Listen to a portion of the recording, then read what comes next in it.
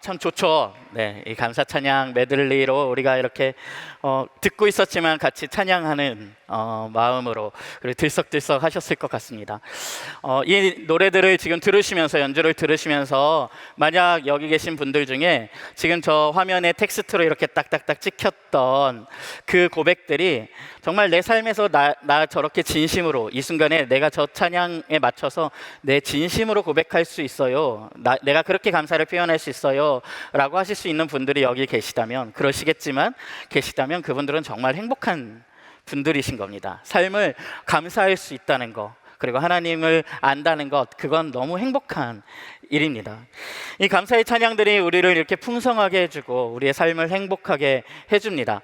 근데 이 감사 찬양 메들리를 처음 기획할 때 청강수 목사님께서 제게 들려주셨던 얘기가 있었는데, 처음에 이게 어떻게 기획을 이제 첫 아이디어죠 생각을 했었냐면은, 강수 목사님께서 감사 찬양이 막상 꼽아보면 우리가 예배곡 가운데 쓰이는 그 곡들이 그렇게 많지 않다는 거예요. 불과 10여 곡, 20곡이 채 안 되는 곡들. 그래서 저희가 좀 놀랐죠. 그래서 청강수 목사님은 처음에 어떻게 욕심을 내셨냐면 다 할 수 있을 것 같다 메들리로 그래서 그럼 다 해볼까요? 이제 그러면서 시작을 했었는데 굉장히 많을 것 같잖아요. 이 감사를 주제로 한, 감사라는 게 우리 신앙에서 얼마나 큰 부분이고 핵심인 주제인데 그 찬양이 의외로 그렇게 많지 않다라는 것입니다. 이런 비슷한 주제가 하나 더 있는데, 저도 예전에 찬양 인도할 때 보면 부활절이 되면은 너무 긴장이 돼요. 제가 찬양을 맡으면 앞에 사람이 뭔가 다른 찬양을 맡았을 때 저 사람이 뭘 부르나 겹칠 확률이 너무 높거든요. 그래서 이게 레퍼토리가 겹칠까 봐 막 긴장되고 막 그런 요소들이 있거든요. 의외로 우리에게 이 감사의 찬양들이 더 풍성하게 개발되고 많이 불려져야겠다라는 생각이 듭니다. 그러면 우리는 감사 대신에 무엇을 그리 많이 노래하고 있는 걸까요? 어쩌면 우리가 살아가는 이 세상은 감사보다 다른 것들, 우리에게 급한 더 다른 일들이 있는 것 같고 다른 문제들이 더 가깝게 느껴지는지도 모르겠습니다.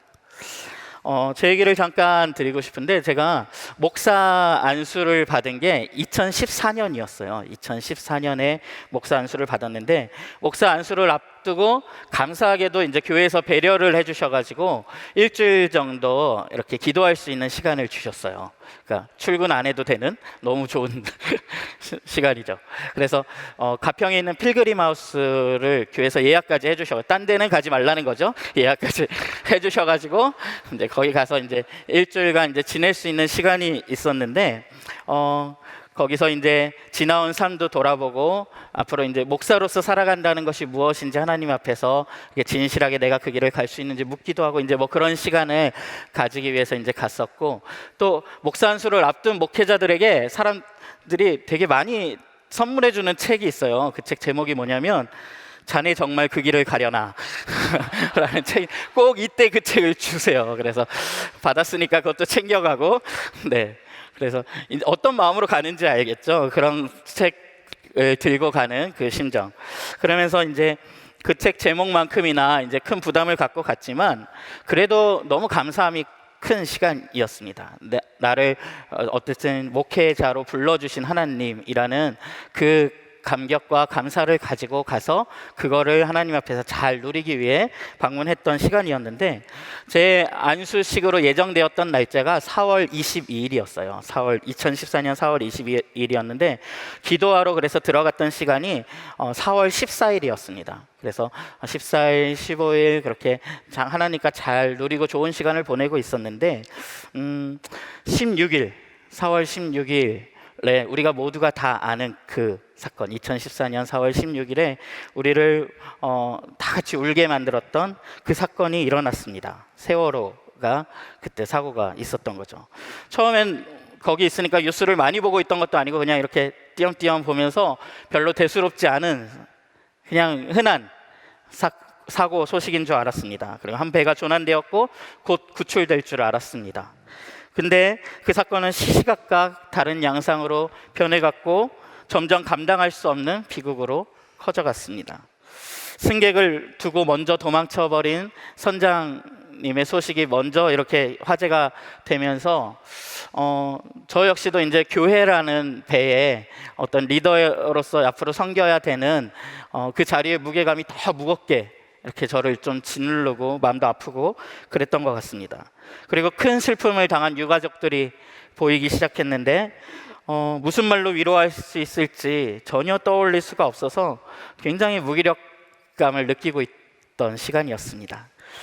이 깨어진 세상이 겪는 슬픔의 크기가 그 시간에 너무 존재감이 크게 다가왔고, 저의 앞으로의 앞날을 놓고 기도하려던 그 계획이 온통 그 사건과 사고에 대한 막 생각들, 거기에 이제 뒤섞이는 시간들이 됐습니다. 이런 세상에서 정말 어떤 이들, 어떤 분들, 어떤 사람들과 함께 목사로 살아간다는 것이 얼마나 무섭고 무거운 일인가 되게 절감했던 것 같아요. 그러면서 이제 그 마음으로 다소 무거운 마음으로 안수를 받게 되었습니다.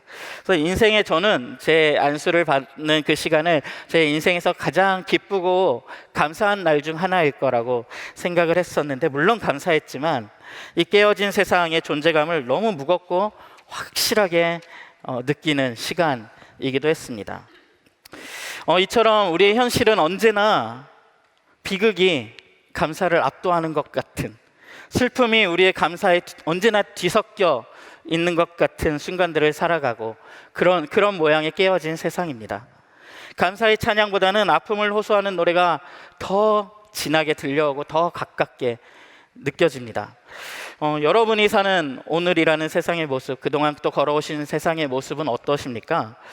우리는 예상치 못한 타이밍에 슬픔을 겪기도 하고 나아지지 않는 매일의 삶 때문에 숨이 넘어갈 것 같기도 합니다.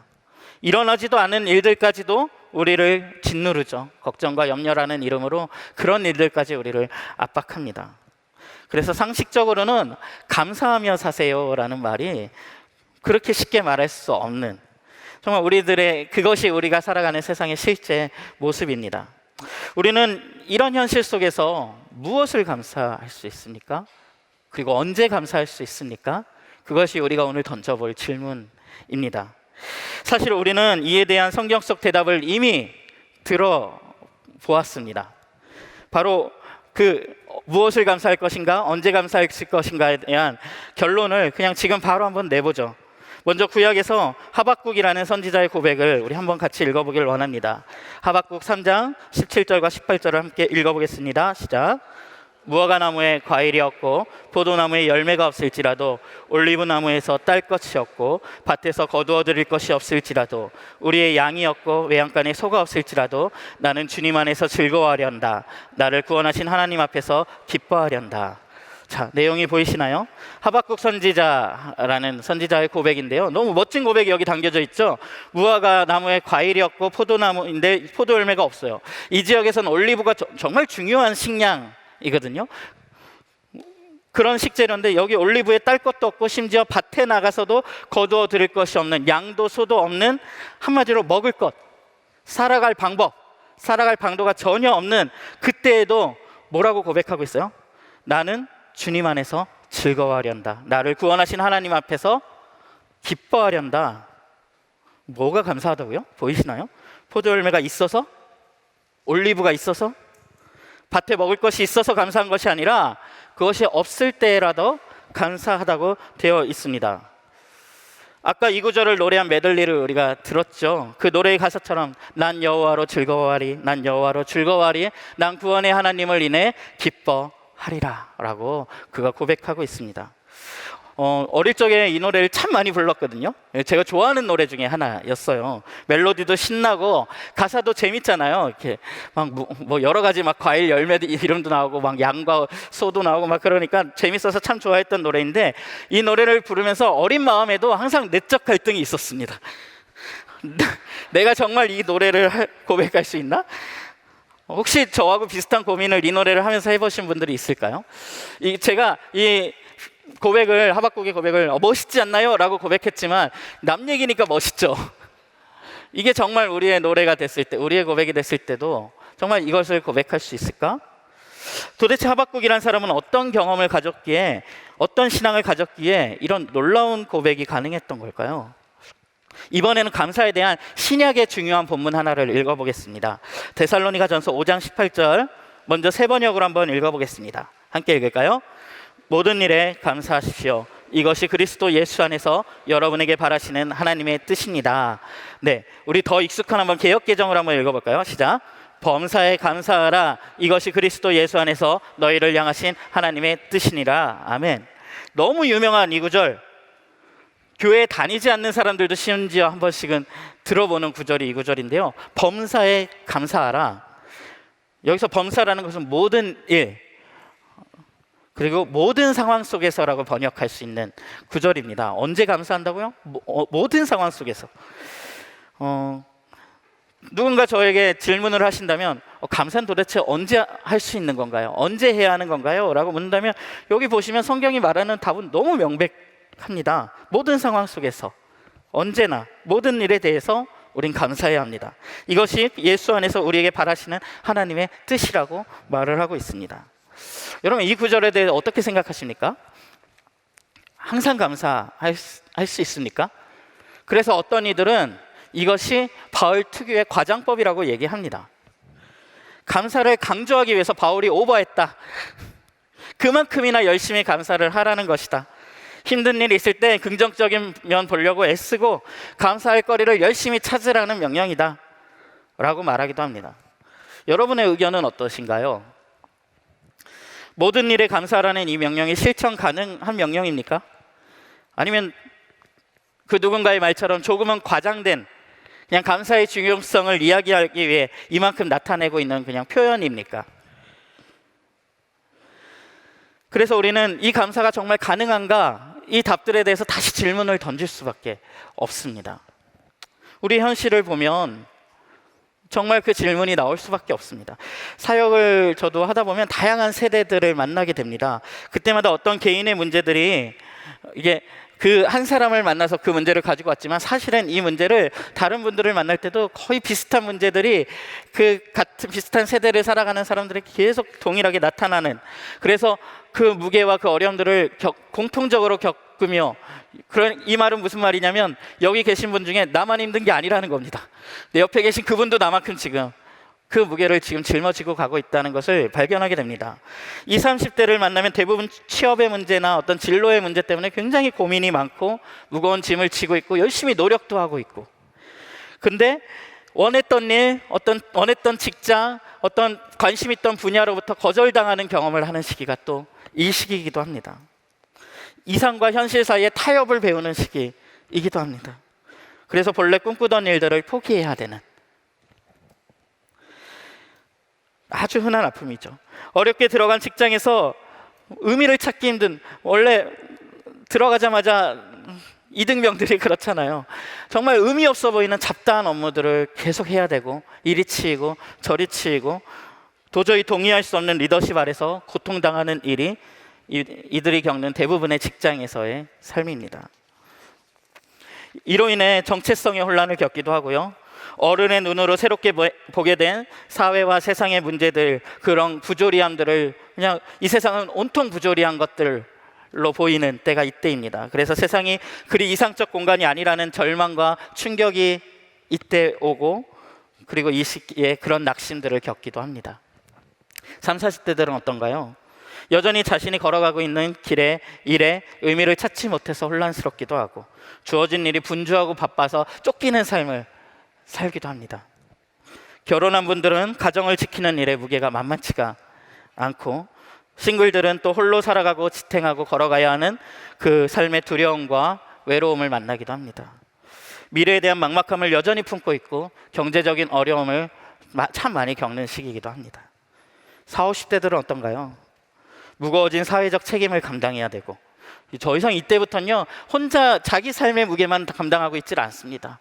더 많은 사람들의 무게가 자신의 어깨에 얹혀져 있고, 일터에선 더 리얼해진 위기들과 책임들이 그 무게가 삶을 짓누르기도 합니다. 어마어마한 스트레스를 받으시기도 하죠. 부부관계가 어려움을 겪기도 하고, 갑작스러운 건강의 문제가 찾아오기도 합니다. 경력이 단절되기도 하고, 새로운 변화에 쉽게 적응할 수 없어 어려워하기도 합니다. 자녀의 문제가 그 삶을 너무 어렵게 괴롭히기도 합니다. 60대 이상이 되면요, 저는 솔직히 저로서는 상상할 수 없는 인생의 무게와 어려움들, 그리고 은퇴 이후에 또 삶이라는 새로운 과제가 그 앞에 놓여지게 되는 것 같습니다. 그로 인해 관계들이 새롭게 편성되고 그동안 살아온 것과는 다른 역할이 주어지는 경험들도 하실 것입니다. 나이 듦을 받아들여야 하는 그 무게도 상상하기가 참 어렵습니다. 여러분, 누군가가 감사할 수 없는 이유를 찾겠다라고 마음을 먹으면요, 감사할 이유보다 훨씬 많은 것들을 말할 수 있지 않습니까? 어느 세대 여기 계신 누구에게 묻는다고 해도 그거는 제가 대답을 충분히 들을 수 있을 것 같습니다. 그래서 하박국에게 저는 물어보고 싶거든요. 어떻게 그렇게 고백할 수 있냐고? 하박국은 도대체 당신은 얼마나 행복한 삶을 살았길래 뭐 금수저라도 됐던 거 아닐까? 이 무화과 나무가 없는데 괜찮다, 난 즐거워하련다. 그가 어떤 집안 출신인 걸까 궁금해지지 않습니까? 많은 성서학자들이 하박국이 살았던 시기를 여러 조금 다른 추측들도 있지만 대부분의 학자들이 동의하는 시기는 이스라엘이 멸망했던 그 시기, 여호와김이라는 왕이 있던 시대의 선지자라고 생각을 합니다. 여러분, 한 나라가 망하는 시기 얼마나 혼란했을까요? 하박국 자신이 말하는 말로도 그 혼란이 얼마나 심했는지 저희가 충분히 알 수가 있습니다. 그는 사실 우리가 감사의 고백을 읽었지만 그보다 훨씬 앞에 더 많은 분량 동안에 그는 사실 탄식합니다. 아주 기초적인 사회 질서가 붕괴되었다고 탄식하고요, 그는 이 세상에 정의가 전혀 이루어지지 않는 세상이라고 탄식합니다. 밖에서 강대국이 군사적으로 위협하는 시기였기에 나라 안에서는, 여러분, 밖에서 외압이 들어오면 나라 안이 어떤 모습이 되는지 아십니까? 더 힘의 논리가 그 안에 지배하고 무법지대가 되고 더 폭력의 사건들이 막 일어나는 일들이, 질서가 무너지는 거죠. 그러한 일들이 지금 일어나고 있었습니다. 같은 시대를 살았던 예레미야가 이렇게 표현합니다. 불의로 그 집을 세우며 부정하게 그 다락방을 지으며 자기의 이웃을 고용하고 그의 품삯을 주지 않고 무죄한 자의 피를 흘려서 그의 피해가 예루살렘에 가득했다. 이런 시대, 폭력이 난무하고 이웃의 피를 보는 것이 너무 흔했던 시기입니다. 게다가 그 나라는 얼마 안 있어 바벨론이라는 강한 나라에 의해서 사륙당하고 성전은 파괴되고 살아남은 사람들은 포로로, 타국으로 잡혀가게 됩니다. 종교적으로도 하나님의 심판이 이제 더 이상 미룰 수 없을 만큼 가득 찼다고 하나님이 평가하시는 그 시대, 경건하지 않고 우상을 섬기는 일로 가득한 시간이었습니다. 여러분, 이게 하박국이 살았던 시기의 역사적인 시간이었습니다. 더 묻고 싶어지지 않나요? 당신은 어떻게 그런 고백을 할 수 있습니까? 그런 현실 속에서 어떻게 내가 여호와로 인하여 기뻐한다고, 감사하다고, 나는 찬양하겠다고 말할 수 있나요? 우리는 어떻게 이 현실에서 내가 감사하겠노라고 결단할 수 있나요? 대부분의 성도님들, 그리고 믿는 사람들은 이 하박국의 고백을 알고도 있고 또 범사에 감사라는 말을 한 번쯤은, 적어도 한 번쯤은 들어보아 알고 있습니다. 그래서 이것을 적용해야 된다는 부담감이 우리 중에 누구나, 우리는 다 가지고 있는 부담감이기도 합니다. 그런데 이것이 현실의 문제들과 만나면서 어찌하라는 것인지 너무 어렵게 느껴집니다. 그렇다 보니까 우리가 그 안에서 감사하기 위해, 어쩌면 우리의 노력의 일환일 수도 있습니다. 노력의 산물일 수도 있습니다. 그래서 우리가 흔히 사용하는 감사의 문법이 하나 있는데요, 거기 제가 적어놨는데, 누구는 그렇게 살지 못하는데 우리는 이렇게 사니 감사합니다. 우리 다시 한번 같이 읽어볼까요? 시작. 누구는 그렇게 살지 못하는데 우리는 이렇게 사니 감사합니다. 이번에 누구네 집을 보니 큰 병이 났다더라. 우리 가족들은 건강하니 참 감사하다. 어디 회사가 참 어렵다더라. 우리 회사 어렵지만 우린 감사하자. 태풍으로 큰 피해를 입은 지역도 있고 사상자도 있다더라. 우린 무사하니 감사하자. 야, 어느 부서 팀장 정말 돌플러스 아이더라. 그래도 우리 팀장님 그분 보면 감사하지 않니? 때로는 앞에 말은 생략되기도 합니다. 그래도 이만하니 감사하자. 앞에 말은 생략되었지만 사실 그 앞에는 이만하지 못한 비교의 대상들이 그 앞에 기본 전제로 깔려 있는 거죠. 이것은 사실 더 불행한 대상이나 상황과의 비교를 통해서 이루어지는 감사라고 할 수 있습니다. 그래서 비교를 통한 감사라고 부를 수도 있을 것 같고요, 상대적 감사라고도 부를 수 있을 것 같습니다. 결론부터 말씀드리면 이 상대적 감사, 비교를 통한 감사는 모든 일에 감사하십시오, 범사에 감사하라, 이것이 하나님의 뜻입니다 라고 말했던 그 하나님의 뜻이라고 말했던 감사와는 조금 다른 감사입니다. 이 말은 오히려 한 바리새인은 기억나십니까? 저 세리와 같지 않게 제가 경건해서 감사합니다 라고 말했던 그 바리새인의 기도를 닮아 있습니다. 여러분, 비교를 통한 감사가 하나님의 뜻이 아닌 이유를 몇 가지만 좀 살펴볼까요? 첫 번째는요, 그 비교를 통한 감사, 상대적 감사는 불안정하고 오래가지 못합니다. 여러분, 감사하다고 그가 그 상황적인 고백을 드렸지만 그 상황은 언제든 바뀔 수 있는 것입니다. 여러분, 이 태풍이 지금 언제 또 다시 올지 우리가 알 수 있습니까? 앞에 비교 대상으로 잡았던 덜 감사하고 불행한 상황이 나에게도 올 수 있는 것입니다. 그때는 어떻게 해야 됩니까? 다시 더 불행한 대상을 찾아 나서야겠죠? 그렇게 감사를 합니까? 그럼 그 전에 감사는 뭔가 모순되지 않습니까? 그래서 이것은 첫 번째 감사, 하나님의 뜻이 아닌 첫 번째 이유입니다. 두 번째는 더 중요한 이유일 수 있는데요, 나의 감사의 제목이 누군가에겐 불행의 이유가 될 수도 있습니다. 이런 비교를 통한 감사는 누군가의 불행을 근거로 하고 있습니다. 나보다 더 불행한 누군가를 보면서 감사하는 것은 사실 생각해보면요, 소름 끼치는 일입니다. 또 우리는 경쟁적 구조 안에 있기 때문에 내가 어떤 상황적인 감사를 드릴 때 내가 얻은 이득만큼 누군가는 손해를 보았을 확률이 너무 높습니다. 영화 기생충을 보신 분도 있고 안 보신 분도 있겠지만 그 중에 한 장면이 기억이 나는데, 밤새 비가 내렸습니다. 어제처럼 그렇게 비가 내렸습니다. 그 다음날 어떤 상류층, 중산층 이상의 삶을 대표하는 역할을 맡은 배우 조여정 씨가 운전기사인 송강호 씨에게 이런 말을 합니다. 비가 내리고 날이 개니까 너무 상쾌하다. 미세먼지도 없고 공기가 너무 좋아서 기분이 너무 좋아. 이 비가 너무 좋다라고 얘기를 합니다. 그런데 그 영화는 사실 이 앞장면에 다른 장면을 하나 보여줍니다. 사실 이 운전을 하고 있는 송강호 씨가 그 전날 어떤 일을 겪었었냐면, 그 반지하에 살아가는 서민을 대표하는 인물이거든요, 송강호 씨가.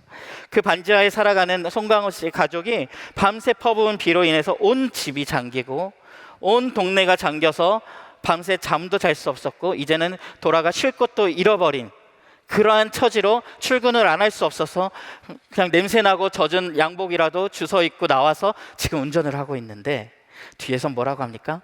비가 와서 너무 좋다라고 이야기하고 있는 이 코미디 같은 상황이 그 영화 안에서 벌어집니다.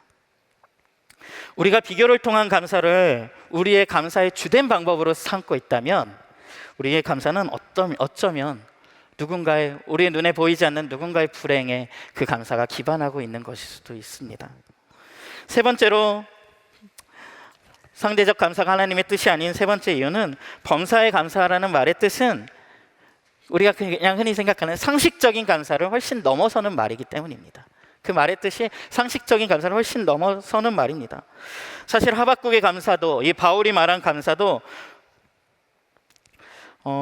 하박국이 뭐라고 하냐요? 나는 주님 안에서 즐거워하련다. 나는 구원하신 하나님 안에서 기뻐하련다. 그러면 그가 어딜 보고 있는지 한번 보십시오. 나는 주님 안에서 즐거워하련다. 나를 구원하신 하나님 안에서 기뻐하련다. 그 선하신 하나님께 시선을 두고 있는 자가 하고 있는 감사입니다. 바울의 말도 잘 들어보십시오. 모든 일에 감사합니다. 이것이 그리스도 예수 안에서 여러분에게 바라시는 하나님의 뜻입니다. 전제가 있죠. 이 감사가 이루어질 수 있는 자리가 있습니다. 이 감사가 이루어지는 상황이 있습니다. 어디? 하나님 안에서, 그 선하신 하나님 안에서, 그리스도 예수 안에서 라는 아주 특수한 상황이 이들에게 있는 것입니다. 우리는 오늘 우리가 드렸을, 아니 어제 또 우리가 했을, 아니 그동안 살아오면서 고백했을 그 감사를 향해서 질문을 던져야 합니다. 우리의 감사가 우리를 어디로 이끌고 있는지 질문을 던져야 합니다. 정확하게 말하면 나의 감사와 그 내용이, 그 고백이 나를 하나님께로 이끌고 있는가 물어보셔야 합니다. 여러분, 만약에 나에겐 감사가 많아요. 감사의 제목도 많고 감사의 거리도 많고 나를 행복하게 해주는 거리도 많고 나를 즐겁게 해주는 일들도 많아요. 그런데 그 감사가, 그 고마운 것들이, 그 좋은 일들이 나를 선하신 하나님께로 이끌고 가고 있지 않다면 결국 우리가 즐거워하는 그 대상의 정체가 무엇인지, 내가 그걸 왜 즐거워하는지, 그 실체가 무엇인지, 내가 뭘 추구하고 있는 것인지 물어야 합니다. 우리는 우리에게 행복을 가져다주는 일들에 대해서 감사할 수밖에 없거든요.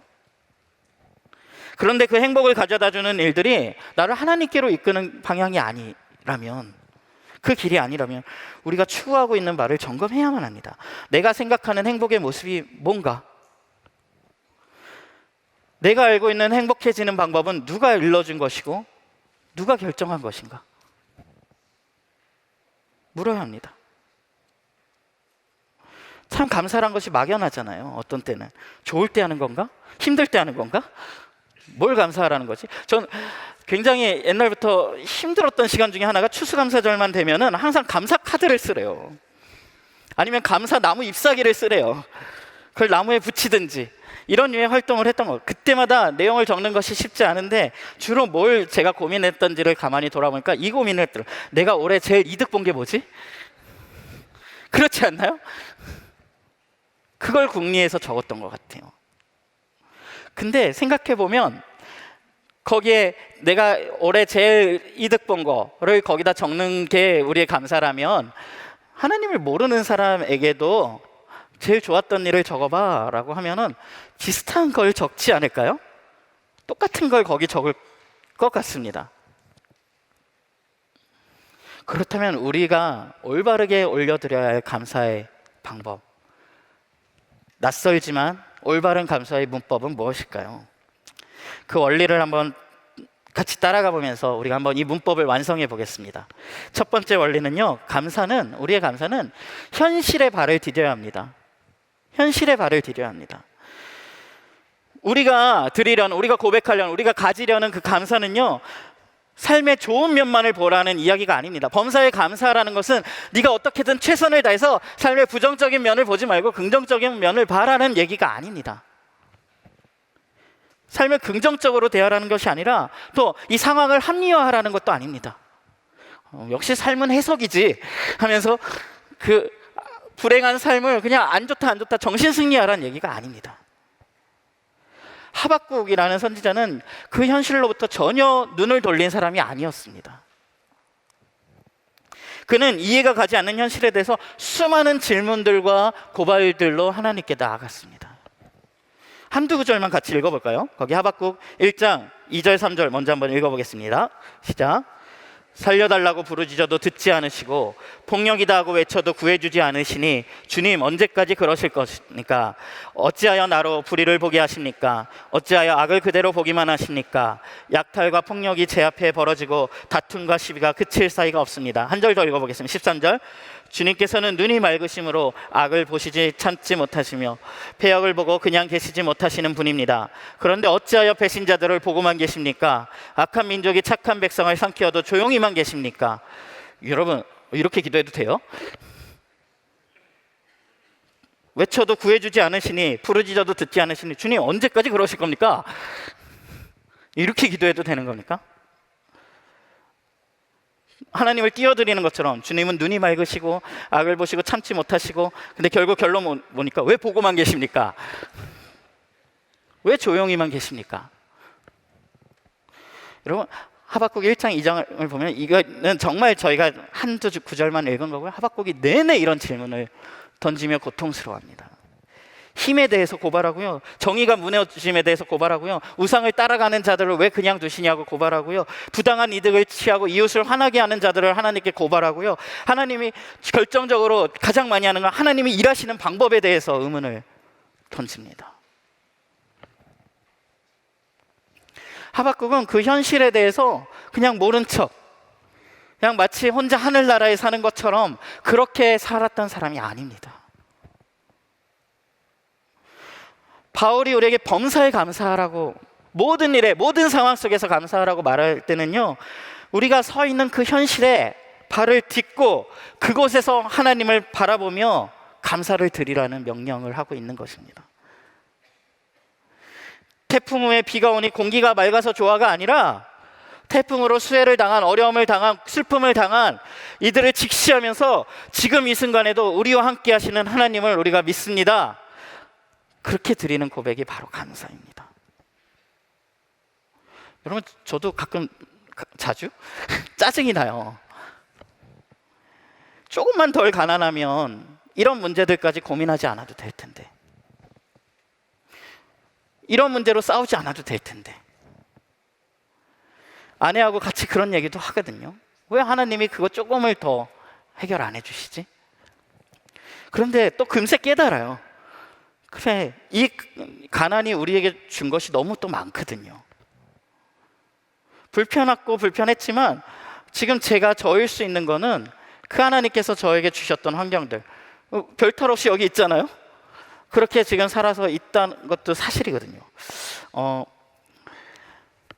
제가 제 아내를 처음 이제 만나면서 이제 연애를 할 때 좋았던 것 중에 하나는, 갑자기 눈들이 초롱초롱해지. 네, 좋았던 것 중에 하나는 여러 가지가 있지만, 네, 집을 한번 갔는데 집이 진짜 좁은 거예요. 부모님 같이 사는 집인데 불과 10몇 평 돼 보이는 집이었어요. 제 아내 남동생이 한 명 있는데 그 친구는 책상 밑까지 겨우 발을 뻗어야 잠을 잘 수 있는 그런 방을 하나 가지고 있었고, 그런 집이었어요. 근데 보통 슬퍼야 되는데 저는 너무 좋더라고요. 왜냐하면 전 제 운명을 알겠거든요. 제가 그리 큰 집에 살 것 같지 않아요. 앞으로도. 그랬을 때, 이 친구가 그것에 대해서 그렇게 힘들어하지 않을 수도 있겠다, 크게 불편하지 않을 수도 있겠다. 제가 너무 못됐나요? 네, 너무 못되게 말이 지금 전달된 것 같은데. 네. 근데 솔직한 고백으로 진짜로 문화적인 차이가, 어떤 경제적인 차이가 너무 극심하게 나는 사람들이라면 같이 사는 것이 쉽지 않은 일일 수도 있다고 생각해요. 그러니까 어떤 요인들이, 여러 가지 요인들이 있지만 그 요인들이 다 모여서 그 만남이 있는 것이고, 여기 계신 분들 삶에 여러 가지 우여곡절이 계셨겠지만 그 모든 것들이 모여서 지금 여기에 우리가 한 공동체라는 이름으로 이렇게 모여 계신 거 아닌가요? 그런 그 일들로 인해서 참 우리가 감사하다는 고백을 드릴 수 있게 되는 것 같아요. 그러니까 현실에 발을 딛는 것, 그러니까 이 현실을 우리가 쉽게 판단하지 않는 것이라는 얘기일 수도 있죠. 이 현실마저 하나님께 맡겨드리는 그러한 고백이 이 첫 번째 원리라고 할 수 있습니다. 그 첫 번째 원리가 두 번째 원리로 이어집니다. 두 번째 원리는, 감사는요, 소망과 함께합니다. 소망과 함께합니다. 여러분, 하박국 선지자가 현실을 보고 하나님이 일하시는 방법에 의구심을 품어서 질문을 던집니다. 그러고 나서 그가 뭘 한지 아십니까? 하나님이 대답해 주실 때까지 그 앞에 머무른 겁니다. 하나님 왜 그렇게 일하시냐고, 하나님 의로운 분이 아니시냐고 따지면서 그 앞에 머물렀습니다. 여러분, 하박국만 이 일을 했던 게 아니에요. 생각해 보시면 아브라함을 생각해 보십시오. 하나님께서 소돔과 고모라를 심판하겠다라고 말씀하셨을 때 아브라함이 그걸 받아들입니까? 아니요. 하나님께 나가서 사실은 심판하지 말아달라는 얘기죠. 의인 50명만 있으면 구원해 주시면 안 됩니까? 하나님 선하신 분이시잖아요. 30명만 있으면 좀 구해 주시면 안 됩니까? 20명만 있으면 좀 구해 주시면 안 됩니까? 10명만 있으면 구해 주시면 안 됩니까? 아브라함이 하고 있는 말은 뭡니까? 하나님 선하신 분이신데 왜 심판하시려고 그러십니까? 심판을 거두어 주시면 안 됩니까? 라고 따지며 하나님 앞에 지금 머물러 있는 겁니다. 여러분, 모세를 생각해 보십시오. 하나님이 이스라엘 백성에게 진노하셔서 심판하려고 할 때 모세가 그 앞에 엎드려서 뭐라고 합니까? 차라리 저를 생명책에서 지워주시고 하나님 그 분노를, 그 진노를 그들에게 붓지 마십시오 라고 이야기합니다. 사실은 무슨 얘기입니까? 이게 부드럽게 말하고 있지만 하나님 일에 반대하고 있는 겁니다. 그 뜻에 지금 동의하지 못하고 있는 겁니다. 하나님 선하신 하나님이시라면서, 오래 참으시는 하나님이시라면서 왜 심판하려고 하십니까? 라고 사실은 이들이 따지고 있는 겁니다. 설마 모세의 진심이 나를 생명책에서 꼭 지어주세요 였겠습니까? 어찌 보면 하나님보다 더 그들을 사랑하는 것 같은 자리에 그가 지금 서서 하나님께 따지고 있는 것 아닙니까? 그런데 하박국이든 모세든 아브라함이든 이렇게 하나님 앞에 나아갔던 이들이 공통적으로 어떤 경험을 했을까요? 여러분이 만약 어떤 문제를 들고, 어떤 삶의 부조리해 보이는 문제를 들고 하나님 앞에 나아가서 충분히 머무르게 된다면 무엇을 알게 되냐면, 하나님이 옳지 않으신 일을 하실 리가 없다라는 사실을 점점 알게 됩니다. 지금 일어나고 있는 이 상황이, 하나님께서 심판하시겠다고 하고 있는 그 상황들이 하나님의 손을 떠나 있는 것이 아니란 사실을 알게 됩니다. 나를 생명책에서 지어달라는 나의 요청조차, 그 의인을 줄여달라는 요청조차 하나님께서 그걸 받으시고 계시고, 그것과 함께 협력하고 계시고, 그 마음에 함께하고 계시다는 사실을 알게 됩니다. 그래서 결국 누가 설득되고 있는 거냐면, 사실은 이 문제들 가운데 하박국이, 아브라함이, 모세가 하나님의 뜻을 인정하고 하나님의 오르심을 인정하게 되는 겁니다. 사실 이들이 하나님 앞에 머무르는 동안 일어나고 있는 일의 실체는 그것입니다. 우리보다 훨씬 오래 참으실 수 있는 하나님이, 우리보다 훨씬 지혜로우신 하나님이, 우리보다 훨씬 멀리 보시는 그 하나님이, 심지어 우리의 죽음 너머까지도 보시는 그 하나님이 우리보다 훨씬 더 지혜로운 계획을 가지고 계시다는 사실을 깨닫게 되는 겁니다. 어디서? 하나님 안에서. 하나님 앞에 머무를 때, 하나님 앞에 그 문제를 들고 나아갔을 때 하나님의 훨씬 더 큰 계획과 관점을 알게 되는 겁니다. 사실은 하나님은 전혀 한 번도 그들을 포기한 적이 없다라는 사실을 알게 됩니다. 한 번도 이 소망을 내려놓으신 적이 없다라는 사실을 알게 됩니다. 우리는 이 하나님 앞에 머무를 때에만 그 선하신 하나님을 발견할 수 있습니다. 그분이 정말 신뢰할 만한 분이라는 사실을 알게 됩니다. 그리고 그분이 여전히 일하고 계시며 계획을 가지고 계시다는 사실을 알게 됩니다. 여러분, 제가 어벤져스를 볼 때, 어벤져스에서 막 다 죽고 막 난리가 났을 때 그 닥터 스트레인지라는 영웅이 내게 계획이 있다라는 한마디를 하고 죽잖아요. 전 그 말이 다음 편이 나오는 1년 동안 얼마나 위로가 되는지 아세요? 계획이 있대. 계획이 있대. 우리가 그 말에서도 위로를 받는데요. 근데 그 계획이 이루어지기까지 그 영화상에서도 꽤 오랜 시간이 흐릅니다. 그런데 하물며 하나님의 지혜, 그 멀리 보고 계신 하나님께서 우리에게 나는 소망을 포기한 적이 없다고, 나는 한 번도 포기한 적이 없다고, 나는 계획이 다 있다라고 말씀하실 때, 여러분, 우리가 그분을 선하시다고 고백할 수밖에 없지 않나요? 결국 우리는 모든 상황에서 눈을 돌려서 그 선하신 하나님을 보게 되고 거기서 소망을 찾게 됩니다. 우리는 일은 이렇게 되었어야 해 라고 이야기하지만 하나님 앞에 머무르게 되면 우리의 생각이, 나의 지혜가 정말 아무것도 아니었음을 고백하게 됩니다. 결국 우리의 소망의 궁극적인 실체는 어떠한 상황도 어떤 이득도 아니라 선하고 인자하신 하나님, 그 자신이 될 수밖에 없습니다. 그래서 우리가 감사의 찬양을 할 때 선하신 하나님이라는 찬양을 드리는 거예요. 그분의 인자하심이 영원하다고 고백을 드리는 거예요. 그게 나하고 무슨 상관이 있냐라고 말할 수가 없게 되는 겁니다. 아까 감사의 메들리로 우리가 드렸던 감사의 가사들을 생각해 보세요. 모두 그런 가사들입니다. 왜냐하면 사실은 그게 정말 감사한 내용이기 때문입니다. 그래서 하나님 앞에 머무르던 하박국은 이렇게 말할 수밖에 없는데요. 함께 읽어보시죠. 하박국 2장 3절을 세 번역으로 먼저 읽어보겠습니다. 시작. 이 묵시는 정한 때가 되어야 이루어진다. 끝이 곧 온다는 것을 말하고 있다. 이것은 공연한 말이 아니니 비록 더디더라도 그때를 기다려라. 반드시 오고야 만다. 늦어지지 않을 것이다. 여기 끝이 온다라고 이야기합니다. 하박국이. 그게 개역개정에는 종말이 이른다라고 이야기합니다. 지체되지 않고 반드시 응하리라라고 이야기합니다. 하박국이 하나님 앞에 머무르다가 지금 어떤 고백을 하게 됐냐면요, 기도를 하고 하나님 앞에 머무르다 보니까 끝이 오는구나, 종말이 오는구나. 근데 이상하지 않아요? 이게 왜 위로가 됩니까? 여러분 왜 끄덕이셔요 지금? 종말이 좋습니까? 그럼요. 우리가 지금 종말적인 예배를 드린다고 이 소망의 예배를 드리고 있지 않습니까? 그런데 지난주 이찬현 목사님께서도 잠시 말씀하셨지만, 구약시대에 말하는 이 끝, 이 종말이란 것은 우리가 생각하는 약간 세상의 그런 디스토피아적 막 종말, 그런 거하고는 조금 다른 이야기, 내세와 이야기하고는 조금 다른 이야기입니다.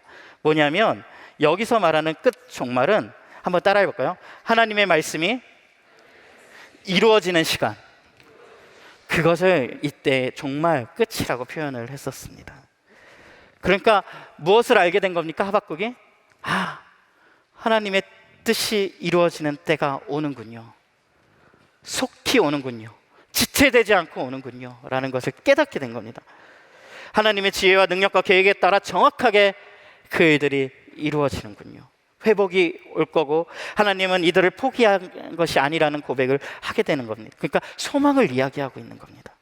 우리는 이 소망 안에서만 감사를 이야기할 수 있습니다. 여러분 고백할 수 있으세요? 하나님의 뜻이 정확한 때에 이루어질 것이라는, 이것이 우리의 감사의 고백인 것입니다. 나를 구원하신 기억을 그래서 떠올리게 되고, 우리는 하나님이 어떤 분이신지를 생각하게 됩니다. 나를 위해 당신의 아들을 보내셔서 죽게 하신, 얼마나 무리한 계획입니까? 하나님이 이 땅에 오셔서, 그 아들이 이 땅에 오셔서 죽는 계획. 근데 그 계획을 다 짜시고 진짜로 행하신 분, 그분이 우리 하나님이시거든요.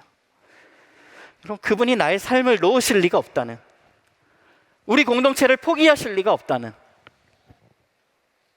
설사 지금은 그 궤적이 보이지가 않고 내 수로는 그게 읽히지가 않고 막힌 것 같다고 해도, 여러분 내가 그게 안 보이는 것은 하나님의 지혜하고는 아무 상관이 없는 이야기입니다.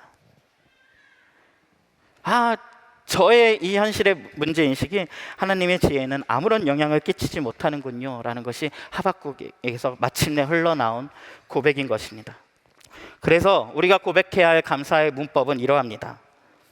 이 가운데에서도 함께 하시는 하나님으로 인하여 감사합니다. 우리 함께 고백해 볼까요? 시작.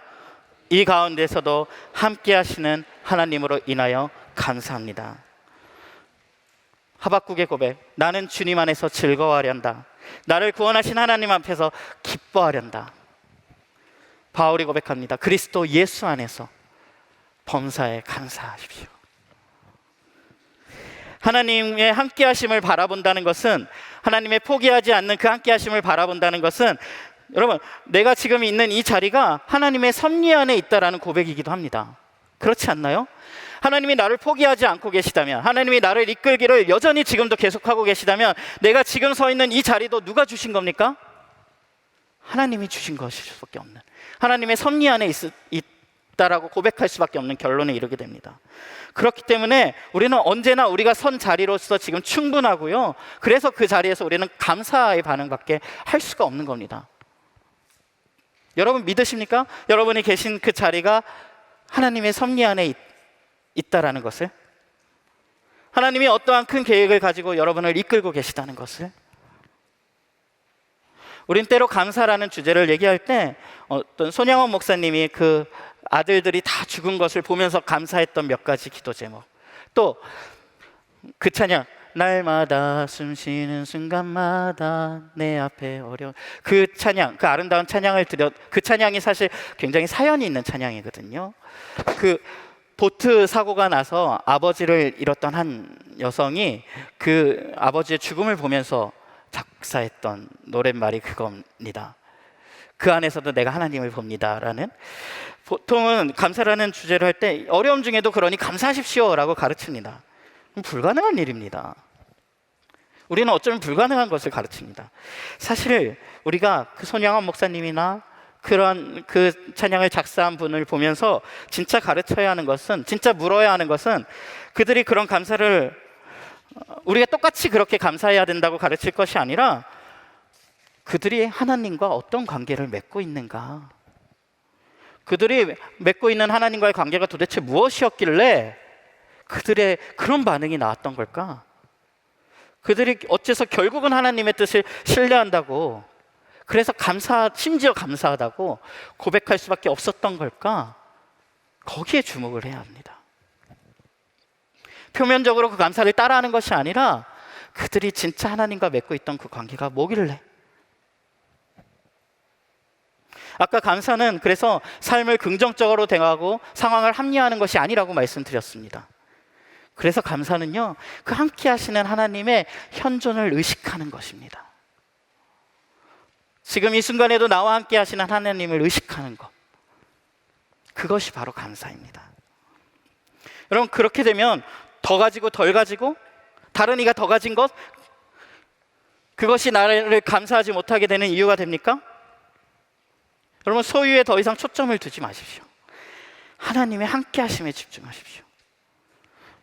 그 하나님의 함께 하심이 우리의 존재의 큰 부분을 차지한다면, 하나님이 함께 하신 하나님이 나에게 선물을 하나씩 혹시라도 주실 때 그 선물 하나하나가 얼마나 소중하고 감사하게 받아지는지 모릅니다. 누군가는 난 이런 것도 할 줄 알고, 나는 이만큼 공부도 했고, 나는 이만큼 노력도 했는데 왜 이래? 여러분, 이러한 해석은요, 우리가 가질 관점이 아닙니다. 하나님 앞에 머물러 있는, 하나님 앞에 서 있는, 하나님 앞에 가서 있는 사람은요, 내가 이만큼 잘났는데 왜 이래요? 라는 말이 나올까요? 안 그럴 것 같아요. 하나님을 보고 있는데 어떻게 그런 고백이 나옵니까? 여러분, 나라는 존재, 우리 공동체라는 존재는요, 우리는 오직 하나님 안에서만 진정한 의미를 가집니다. 그런데 하나님이 주시는 의미, 우리의 존재의 의미가 너무 크고 충분한 거죠. 아까 노래들의 가사를 한번 생각해 보십시오. 선하신 주님, 주의 인자하심이 영원하리. 나는 그의 기르시는 양이라. 여러분, 왜 이런 고백들을 드릴 수밖에 없는 이들이 있었는지 조금 이해가 되시나요? 지난주에 들었던 야다라는 말, 손을 들어서 하나님을 찬양하는, 그것이 감사라고 말했던, 왜 그 반응밖에 할 수 없는지, 왜? 하나님을 보고 있기 때문에 그렇습니다. 그 선하신 하나님을 발견했기 때문에 그렇습니다. 여러분, 지금 우리 공동체가 모두가 함께 이 더불어 함께 교회를 세우느라고 정말 많이 애쓰고 계신 것을 압니다. 또 어떤 분들은 많은 부분이 또 걱정되기도 하고 염려가 있기도 하고 어떤 부분이 힘에 부치기도 한 것을 압니다. 이 교회가 잘 갈까? 이 교회가 잘 될까? 예전처럼 우리가 행복할 수 있을까? 여러분, 거기서 우리가 지금 이 지점에서 우리가 진짜 봐야 되는 것이 무엇일까요? 정말 중요한 건, 우리가 지금 지나가고 있는 이 시간 속에 하나님이 함께하고 계신가? 하나님이 일하고 계신가? 그 고백들이 우리들 안에 나누어지고 있는가? 직장에서 힘들 수 있습니다. 너무 힘들 수 있죠. 그 직장에서 힘든 걸로 인해 감사한 건 좀 이상하잖아요. 그걸 감사하는 것이 아니라 그 힘든 직장 가운데에서 누가 함께하고 계시기 때문에 하나님께서 나를 이끌고 계시고, 그 자리 역시 하나님께서 나에게 맡기신 어떠한 시간이고 그것이 또 어디로 이어질 것이기 때문에 그래서 감사한 겁니다. 여러분, 우리 삶의 모든 상황 속에서 사실은 하나님을 만나야 합니다. 하박국의 나중에 고백을 보면요, 하박국이 놀라운 건요, 그가 하나님께 하나님의 뜻을 이루십시오 하면서 그가 한 번도 그 뒤에 갈수록 바벨론을 심판해 주십시오라고 요청하지 않습니다. 그가 원한 건 더 이상 그게 아닙니다. 그가 뭘 원하는지 아십니까? 이스라엘을 향하신 하나님의 뜻을 이루어 주십시오. 바벨론을 향한 하나님의 뜻을 이루어 주십시오. 그저 그는 그걸 원하게 됩니다. 여러분, 이 하박국의 고백이 굴욕적으로 느껴지십니까? 아니요. 그가 너무 자유로운 사람으로서 자유로운 의지를 가지고 드리고 있는 고백입니다. 여러분, 감사는요, 자유한 이들만 드릴 수 있는 고백입니다. 또 자유는 구원의 또 다른 이름이기도 하죠. 우리 첫 장으로 넘겨서 우리 한번 그 하박국의 마음을 다시 한번 떠올리면서 하박국이 드렸던 그 고백을 한 번만 다시 읽어볼까요? 한번 하박국 3장 17, 18절 같이 한번 읽어보겠습니다. 시작. 무화과 나무에 과일이 없고 포도나무에 열매가 없을지라도 올리브 나무에 딸 것이 없고 밭에서 거두어 드릴 것이 없을지라도 우리의 양이 없고 외양간에 소가 없을지라도 나는 주님 안에서 즐거워하련다. 나를 구원하신 하나님 안에서 기뻐하련다. 아멘. 여러분, 이 말 뜻이 이제는 조금은 나의 고백이 되고 있으신가요? 우리 잠깐만 좀 눈을 감아 볼까요? 이 시간에 하나님이 나의 삶 가운데 하신 일을 잠시 한번 기억했으면 좋겠습니다. 더 앞서서는 나를 위해 죽으셨던 하나님, 그 선하신 하나님을 한번 기억해 보십시오. 여러분, 만약에 그 하나님이 선한 분이 아니었다라고 한번 상상해 보십시오. 여러분, 우리 중에 누가 하나님께 당신은 선해야 한다고 강요할 수 있습니까? 아무도 그럴 수 없습니다. 그런데 감사한 것은 우리가 눈을 떠보니, 우리가 태어나서 보니 그분은 너무나 선하신 하나님이십니다. 여러분, 그분이 계시지 않는 세상을 한번 상상해 보십시오. 많은 이들이 그 세상 속에 살아갑니다. 우리는 고백합니다. 선하신 하나님이 우리의 삶에 분명히 존재하시다고, 계시다고. 지난날의 은혜와 인도하심을 그래서 기억해 보시기 바랍니다. 그리고 지금 나의 현실이 그 하나님께서 뜻하신 바가 있어서 두신 자리임을, 그래서 나는 이 자리에 나의 소망을 담겠노라고 한번 고백해 보시기 바랍니다. 이렇게 고백해 보십시오. 주님 안에서 감사합니다. 예수 안에서 감사합니다. 우리 그 마음을 담아서 한번 노래하기를 원합니다.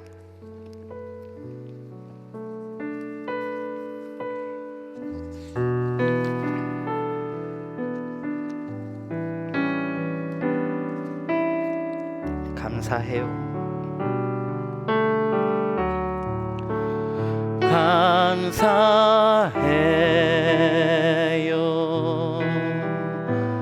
주님의 사랑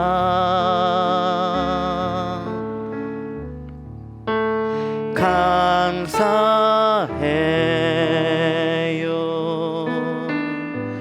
주님의 은혜. 목소리 높여